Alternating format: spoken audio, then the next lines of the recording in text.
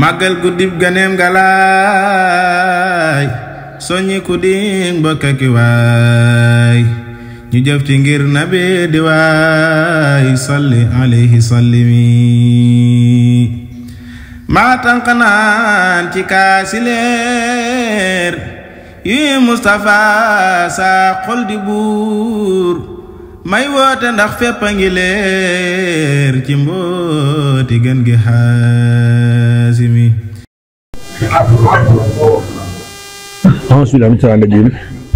bismillahi rahmaani rahim allahumma salli ala sayyidina muhammadin wa ala alihi wa sahbihi wa sallam tasliman asalaamaaleykum wa rahmatullahi taala wa barakaatu. di nuyu Serigne Amar Diagne di nuyu Serigne Ndiaga Diagne di nuyu njabootu Ndiaga maam Ndiaga Fatim gi yëpp bàyyiwuñ si kenn di indi ay kàddu yoo xam ne si rek dañ koy seet rek ak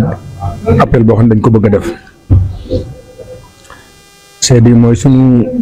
digganteeg sëñ Mor Diagne ci di sunu jëwriñ ci daayira Matlaboul Fawzayni lañ bëgg a wax la wuñu ko nag waaye ñun ñoo xalaat ne war na ko wax ñun ndax nit bu la fekkee ci meneen mbir ëllëg ci mbir moo xam ne bi nga demee ba seetlu xam nga ni mooy mbir mi gën war nga ko wax jërëjëf ndax ba ñu duggee ci daayira Matlaboul Fawzayni ma léegi muy man ak samay moroom di góor ay jigéen kan ku ne xam nga ne ci wàllu taxawaay sant nga yàlla ndax bis bi gën a màgg ci bis bi di bis yi Seydina Muhammad sallallahu alayhi wa sallam muy gën ak àddunaam ñu koy màggal njaañ am ci cër yàlla boole ci ñi nga xam ne si bokk ci ña koy taxawee ñun war nañoo sant yàlla sant sëñ Amar Diagne ñii ñu ko jëlee ci sëñ Mbaye Diagne mu jëlee ko ca mag ñi ndax bis bi ku ko amul bëgg nga ko te war nga ko wuti ñu yàlla indil nañu ko fii suñu njaañ ñu ko fii màggal sëñ Noor nag ñun amuñu fayam ci loolu ci taxawaay bi mu am la ndax bu ko jiite woon doxe neneen ñun ay boroomi xel lañ xëy nañ kon ñu doxe neneen waaye nag da koo teg ci siraatal mustaqiim lépp lu ñëw ci daayira bi lu laal loxoom ci loxol keneen la koy jaare buñ koy dépense buñ koy def lépp du jaar ci loxoom xalaat bi nag dana ci bokk bu ñu demee ba dégguwuñ ci dara mu ni xalaatam gën ñu leeral ñu dox ci loola kon ñun ñoo ngi koy sant di ko seddal way juróom bi moo ñu ko gën a xam ku jur sa doom yaa ko gën a xam waaye ñun daañu wax li ñu seq ak moom kon ñu ngi koy sant di ko gërëm di ko ñaanal comme am na ma yóbbu daayira Matlaboul Fawzayni yal na ko yàlla kàttanal may ko wér mu yóbbu ko te nga ànd ko ak moom ñun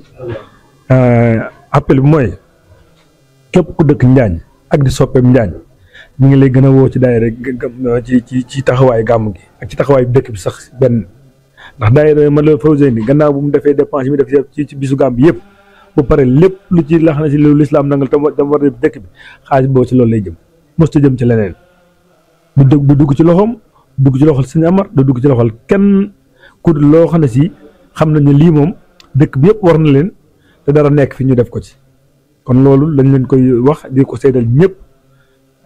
di wax kàddu yaa ngi bëgg a gudd te jaru ko